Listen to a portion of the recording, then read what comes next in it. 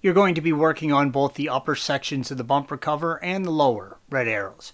While this can be done with the vehicle on the ground, it is much easier if you lift it. Begin by removing the front trunk pieces, blue arrows. For additional assistance with that task, please follow the link provided at the end of this video.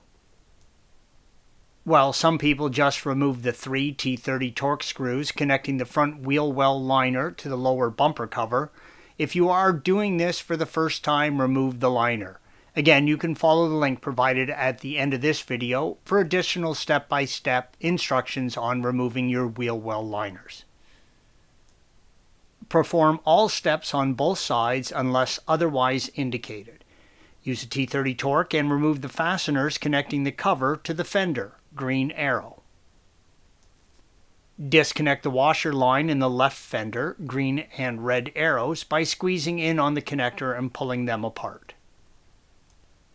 If it fights you, you can remove the retaining clip, red arrow, to help separate them.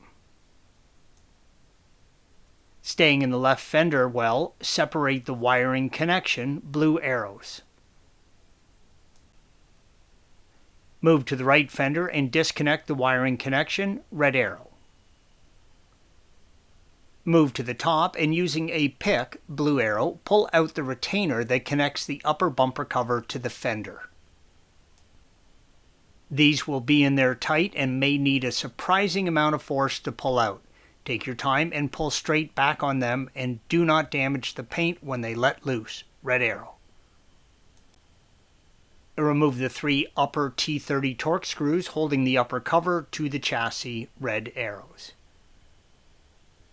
Pull slightly down at the corners and away from the body. Go slow and make sure all the lines and electrical connections are free and clear. Installation is the reverse of removal. Torque all fasteners to 2.8 Newton meters or 2 foot-pounds. Thanks for watching. Be sure to subscribe to our channel and check out another video in this series.